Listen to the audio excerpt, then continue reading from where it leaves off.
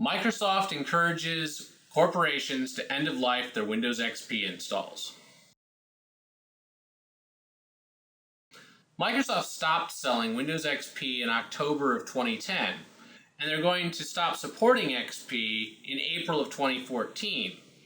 They're encouraging companies to move from Windows XP to Windows 7, and I'd agree with this move. Windows 7 runs on pretty much any hardware that Windows XP would run on.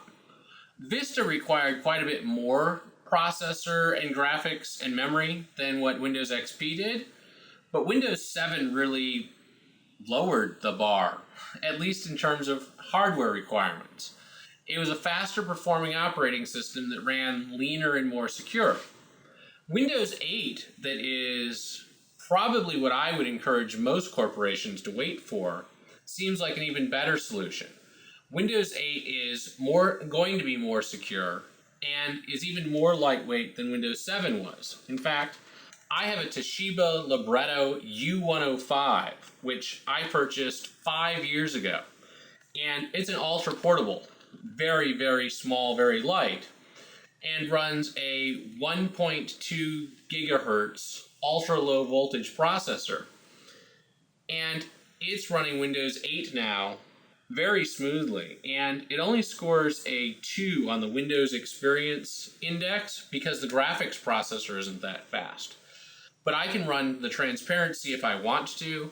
It's a little laggy with the transparency enabled, but basically this is perfectly acceptable for all of my office automation.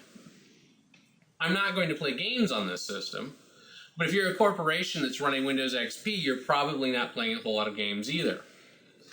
The compatibility has also been very good. There's very few pieces of software that ran well on XP that don't run well on Windows 7 or Windows 8.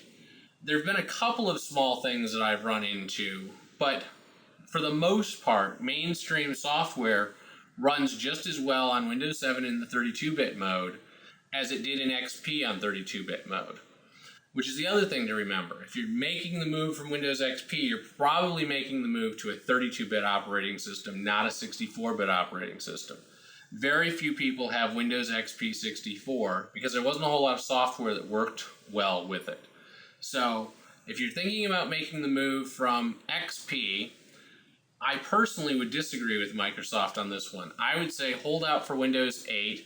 The support's going to be there, the speed's going to be there, and you're going to get a more secure operating system. If you've already waited this long, hold it out for another year, 9 months, and go with the more secure, faster, newer operating system that's going to come with all of the extra security, office automation, network administration, and other tweaks that have really gotten rolled into Windows 8.